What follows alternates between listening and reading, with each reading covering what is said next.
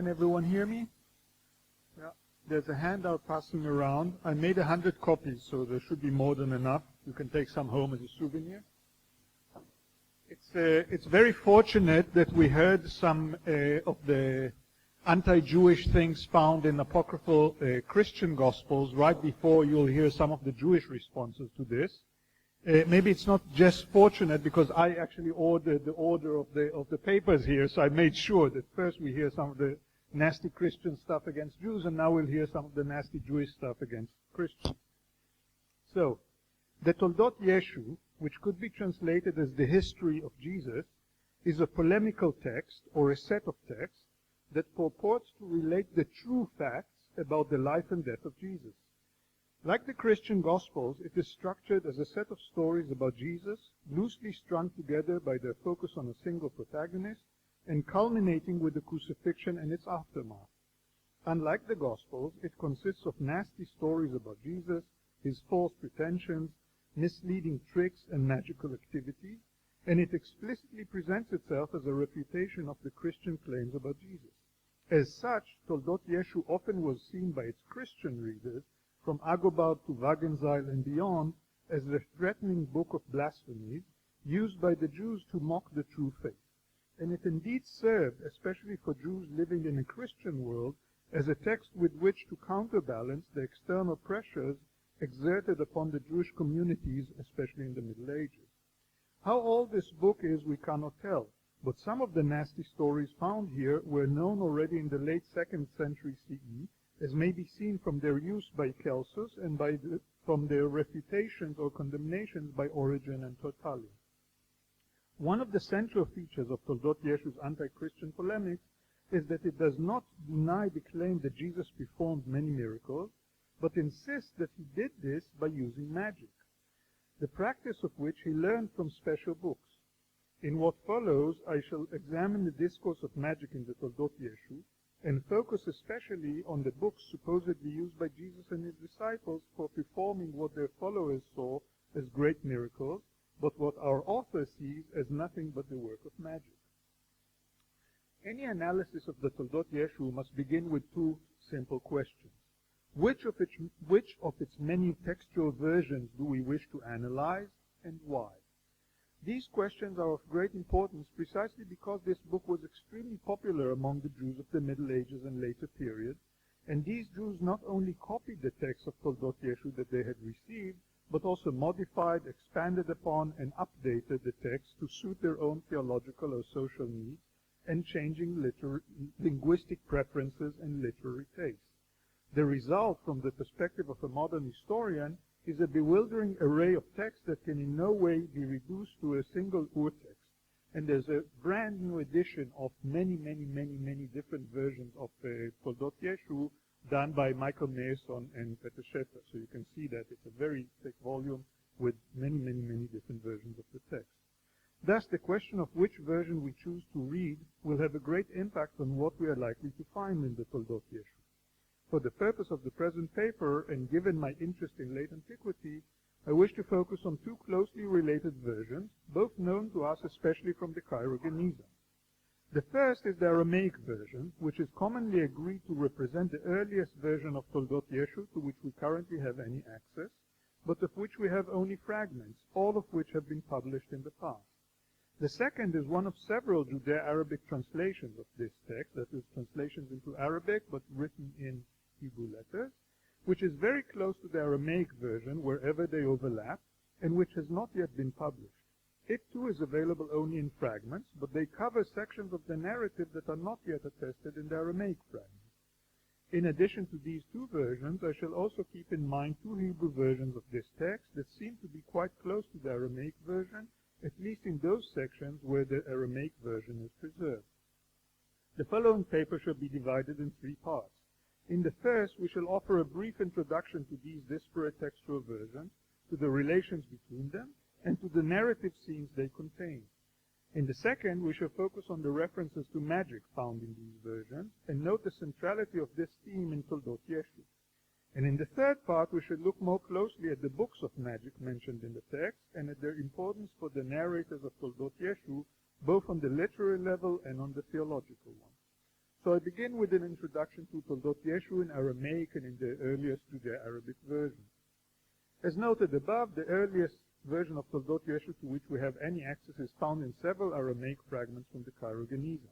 Unfortunately, these Aramaic fragments do not cover the whole text, and it's not even known what the whole text originally covered, and the connection between the different scenes transmitted by the extant fragments is not always clear. The fragments of the Aramaic version preserve several important scenes of the Toledoth Yeshu. In the first fragment, we join the narrative when Rabbi Joshua ben Prachia sends Judas Variota or Scariota and Simon Kepha and Judah the gardener to John the Baptist. They go to Kepha Tanchum, but John is in prison since Tiberinus Caesar, and note all the details, Tiberinus Caesar had placed him there for misleading the Jews.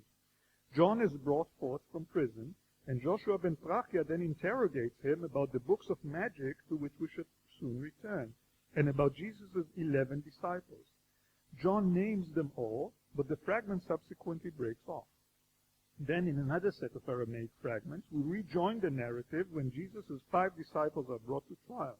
Each of them mentions his name and adduces a biblical proof text demonstrating his good standing in God's eyes, as implied by his name.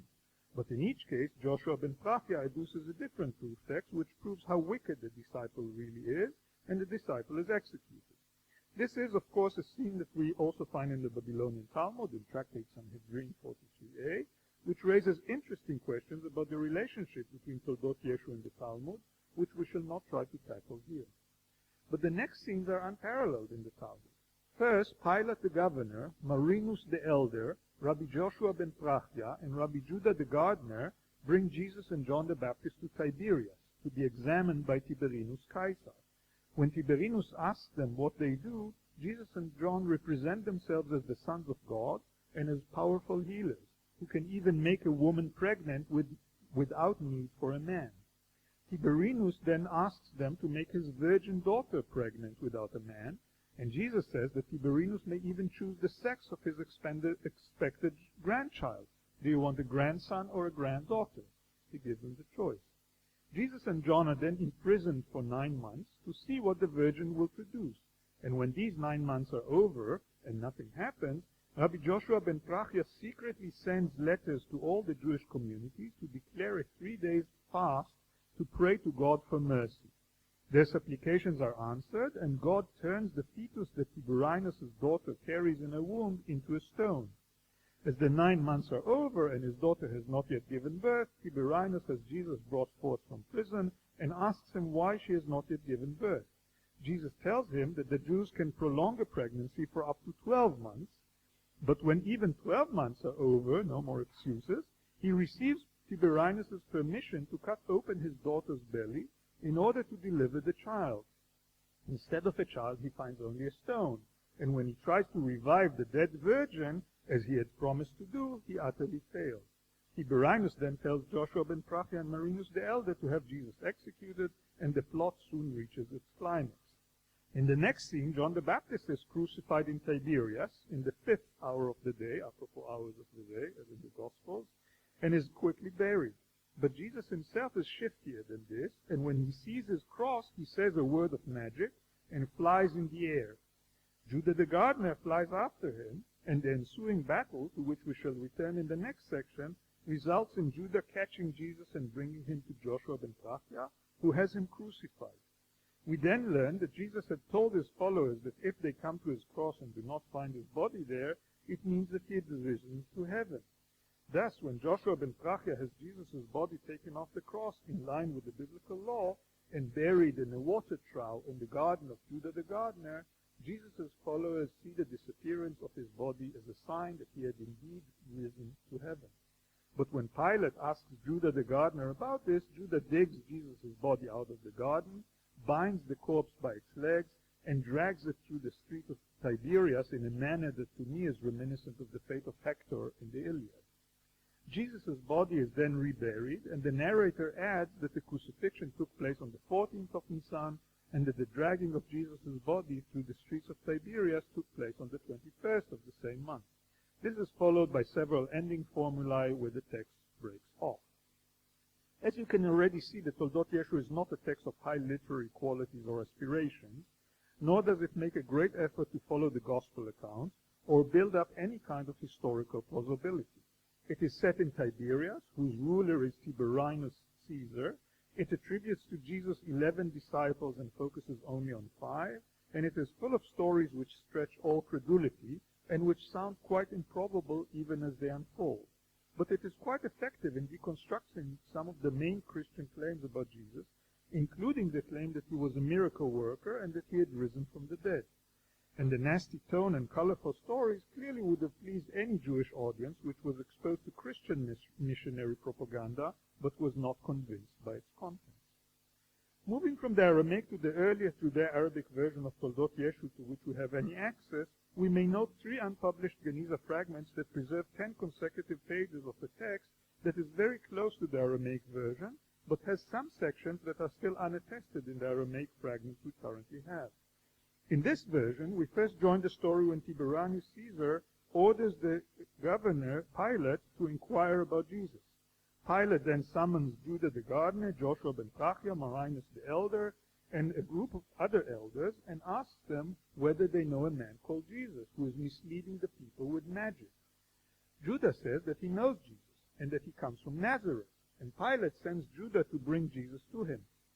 Judah goes to look for Jesus and finds him sitting with a great crowd around him and healing the sick.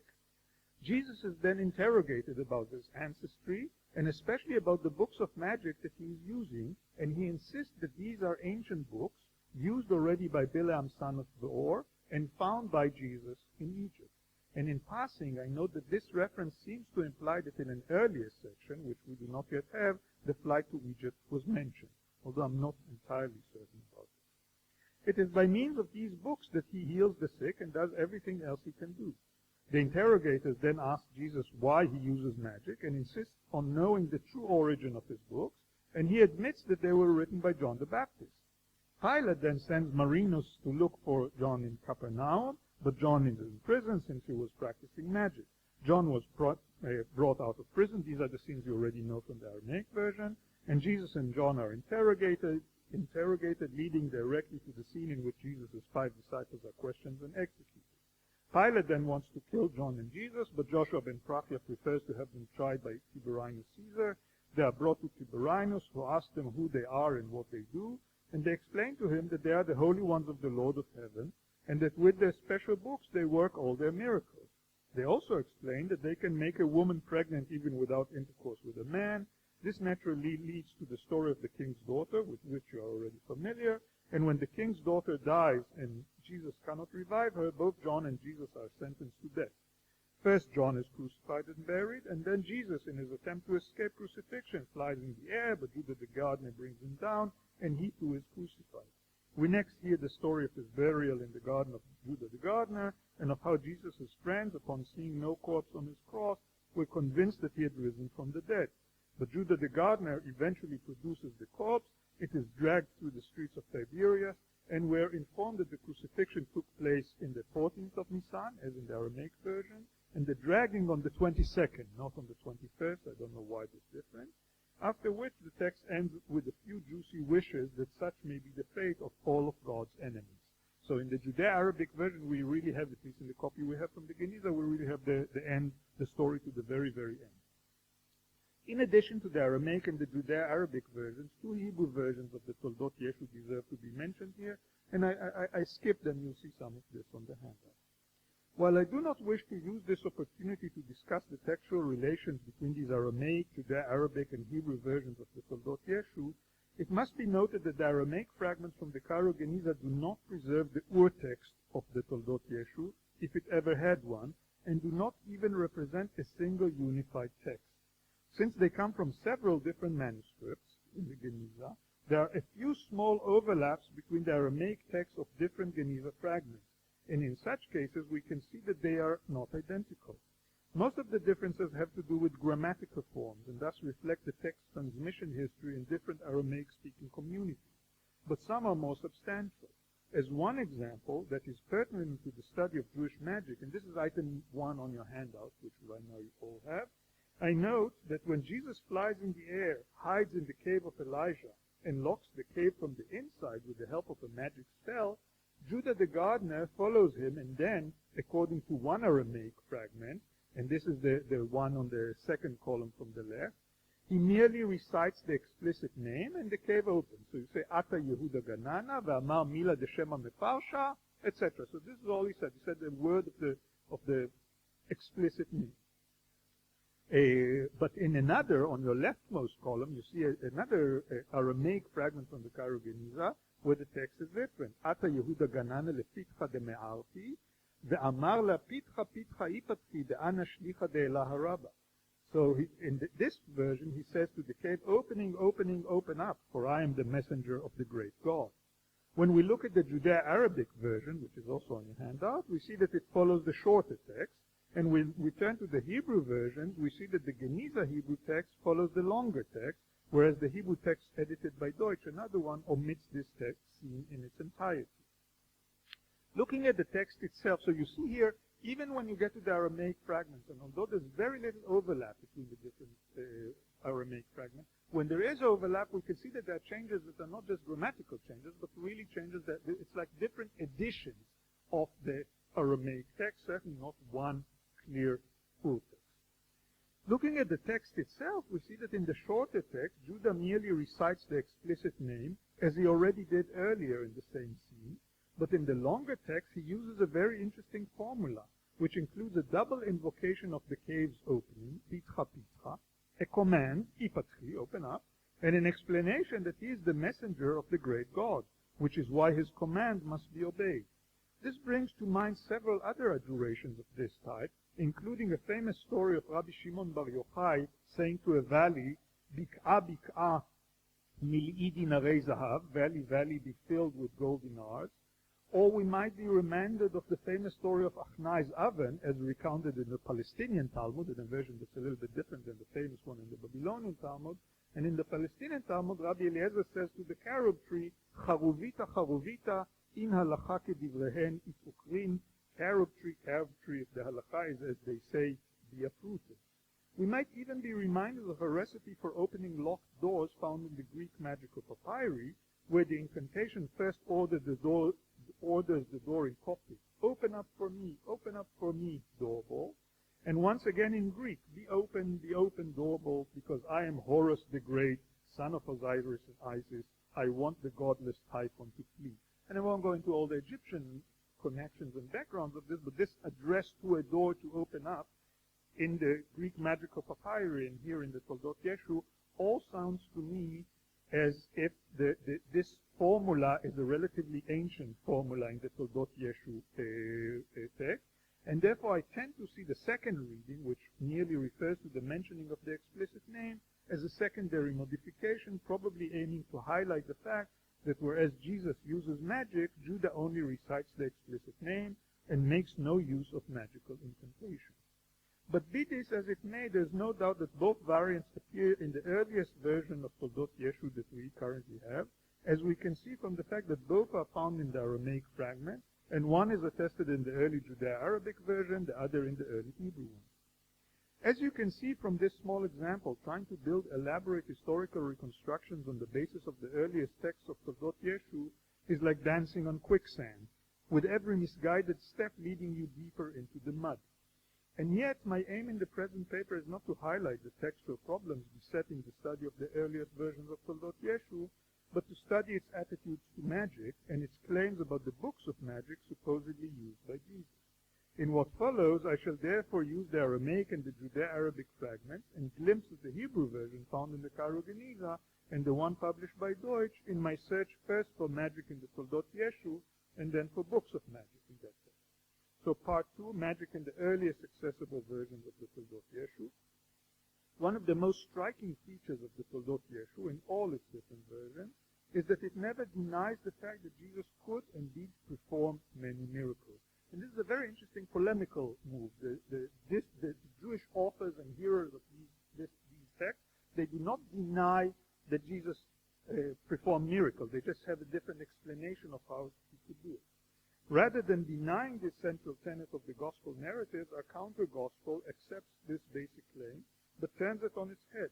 Jesus did perform marvelous feats, but all these feats were achieved through the mastery of the art of magic. He made a virgin pregnant, even though she never was with a man. He flew in the air, sealed the cave from the inside, and turned himself into a bird. And throughout the text it is explained or implied that he deceived the Jews of his time by performing more great feats, and especially by healing the sick, all of which sounds familiar from the real Gospel. And yet, while admitting the veracity of the miracles of Jesus, Toledoth Yeshu attacks them from two different angles. On the one hand, it is clear that while Jesus could perform great deeds, his powers were limited, since he could not bring the king's daughter back to life once he had cut open her belly, and since all the tricks he performed in order to flee Judah the gardener were of no avail. In this respect, it is interesting to note that Jesus' success in making the king's daughter pregnant was thwarted by the combined efforts of all the Jews, whose supplications to God led to the fetus being turned into a stone. And when Jesus flew in the air in order to escape his impending crucifixion, Judah the gardener beat him in his own game. Thus, although Jesus' powers are great, the good Jews' quote-unquote powers are even greater. A second line of attack that is clear in this text is that Jesus' miracles may be impressive, but they in fact are not miracles at all, but are due to his mastery of the art of magic. Thus, Toledoth Yeshu adopts a line of attack that is very familiar to us from other sources, according to which what you do is magic, but what we do is miracles, and joins writers such as Celsus in insisting that Jesus was a mere magician. But how did Jesus master the art of magic? Here, Toledoth Yeshu has a very clear answer. Jesus had special books in which this secret knowledge was transmitted. It therefore is to these books of magic and to their function within the Toledoth Yeshu narrative that we should now turn. And this is the third and final part, books of magic in Toledoth Yeshu. As we noted above, there are two passages in Toledoth Yeshu where the books of magic used by Jesus and John are the subject of intensive scrutiny. In the first scene, and this is number 2 on your handout, and now all of them will be on your handout, all the scenes I'm referring to. This scene, which is not covered by the extant Aramaic fragments, but is found in the Judeo-Arabic version and in the 2 Hebrew texts, and you have this in Judeo-Arabic, in Hebrew, and of course in English translation. Jesus is interrogated, and at first claims that these books are very ancient, that he had found them in Egypt, and that they were written by Bil'am, son of Beor. You see, they asked him, these books that you have, are they old or new? He says, no, they're very old, they're written by Bil'am, etc., etc. But under further pressure, and this is very funny because they say, but tell us really, otherwise, we will kill you and throw your corpse to the beast, and then suddenly he tells them the truth. So, but this is how this narrative works. Under further pressure, he admits that they are not ancient, that he did not find them in Egypt, and that they were not written by Bil'am, but by John the Baptist. Then, in a subsequent scene that is found in the Aramaic version and in the Hebrew text published by Deutsch, but not in the Judeo-Arabic version, this is also on your handout, this is the next rubric on your handout, John insists that he had never seen these books since he had been in prison, and that the books were written by Jesus himself. Finally, we may add a brief comment made by John and Jesus to King Tiberius, and this is the last rubric on your handout, that the books they are using came to them from heaven. This claim is not parallel in the Hebrew version, which merely refers to these books as books of healing, and it is not clear what the Aramaic text said at this point, since it is very badly preserved. Reading all these scenes, we may be puzzled to see that for the authors and readers of Toledoth Yeshu, the contents of the books of magic used by Jesus are of no real interest. We know that they contain the instructions for powerful magical tricks, which, as we see throughout the narrative, indeed are very effective. But the real issue when it comes to the books themselves is not what instructions do they contain, but who wrote them and when. Are they ancient or new? Were they written by Bil'am and found in Egypt, or did they descend from heaven? Were they written by Jesus or by John? The question, in other words, is that of authenticity and authority, and it is a question that indeed troubled the producers and copyists of Jewish magical texts in antiquity, be they the Second Temple period exorcisms that were attributed to King Solomon, or the long introductions appended to such books of magic as Sefer HaRazim or the Sword of Moses, introductions that stress these books' angelic origins, great antiquity, and use by respectable biblical figures like Noah and Moses. However, in most cases, the magical texts in question were said to have been written either by respectable Jewish figures like Solomon, or by angels like Raziel.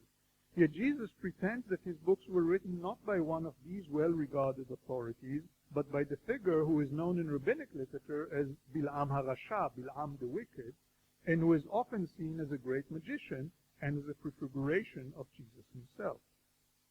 Books supposedly written by Bileam are mentioned in other sources as well. In the Babylonian Talmud, in Tractate Sanhedrin 106b, we find a short quotation from the Pinax, the notebook of Bileam, a text that might be relevant for the study of the Toledoth Yeshu, but seems irrelevant for the study of ancient Jewish magic. But in the Karaite anti-rabbinic polemics of the 9th and 10th centuries, we find interesting references to the book of Bileam, a book of magic that is said to be in use by rabbinic Jews. Thus, the 9th century Karaite author Daniel al-Kumisi writes in his commentary on the Minor Prophets that the Rabbinite Jews use books like Bartalia Kansarin, we don't know exactly what book this is, Sefer Bileam, Sefer Adam, which we have, Sefer HaYashar, which we have parts of, Sefer Harizim or Harazim, which we have, and the Raza Rabbah, which is a great mystery to scholars too. Only some of these books have thus far been identified. To date, Bileam's magic book has not yet been identified, neither in the Cairo Geniza nor outside it. But the fact that such a book existed and apparently was used by rabbinic Jews casts new light on Jesus' claim in the Toledoth Yeshu that the books used by him were written by Bileam, and on his subsequent repudiation of that claim. Had they really been written by Bileam, and had they really been found in Egypt, the land of magic par excellence, their antiquity would have been certain and their authority would have been great. Some Jews would perhaps have frowned upon the use of such foreign books of magic, but other Jews would have found the temptation to use such books much greater than their instinctive suspicion of foreign magic. This is why the authors of Toledoth Yeshu went to such lengths to have Jesus first raise the claim and then deny it, and to have him insist that it was John who wrote the books, and then have John insist that it was Jesus. In either case, their magic may be very powerful, but it is neither ancient nor authentic, and boasts no claim to authority. By way of summary, and conclusion, let me summarize what we saw about the discourse of magic in the Toledoth Yeshu. As we noted, this work takes it for granted that Jesus and his disciples could perform miracles, but it labels them as magic, a polemical move that is extremely common, especially in early Christian literature. Moreover, rather than insisting that Jesus' magical feats were due to his mastery of the divine name, a claim found in the Ben Stada story of the Palestinian Talmud, and in some later versions of the Toledoth Yeshu, the earliest versions clearly insist that Jesus' magical powers derived from his use of books of magic, and the narrative shows a great interest in these books. But rather than worrying about the contents of these books of magic, it is worried about their antiquity and their authorship. By having Jesus' interrogators inquiring whether they are old or new, the narrator in fact is asking whether these are authentic ancient books, a question that is mirrored in some ancient Jewish magical texts and in the ancient Jewish discourse of magic. If Jesus' books of magic indeed are old, indeed were written by Bileam, and indeed were found by Jesus in Egypt, then many Jews would and should have taken them very seriously, since they were using very similar books for their own magic. But if they are newly fangled, as the narrative makes clear, then Jesus is proven a fraud, not only by using magic rather than performing miracles, as he claims to be doing, but also by basing his magic on a new book, which he wrote himself and which can make no claim to authenticity. The magical powers that Jesus acquired through these books may be overcome by means of the combined supplications of all the Jews, and by means of the power of the explicit name, to which Judah the gardener and Rabbi Joshua ben Prachia have access, and to which Jesus apparently does not. And their social power is null and void once Jesus admits that they can make no claim to authenticity, and that their supposed antiquity was nothing but a fraud. Once this has been admitted, the narrative may reach its climax, and Jesus may safely be crucified. In the final analysis, the reader learns once more that what he may have learned from the Babylonian Talmud, namely that Jesus was merely a magician and an impostor who misled the Jews into apostasy. By thus diffusing the threat posed by Jesus' books of magic and by Christian claims about Jesus' miracles and his resurrection, the Toledoth Yeshu turned itself into a very powerful counter-gospel, and one which proved useful to the Jews of many lands even up to the 20th century. Thank you very much.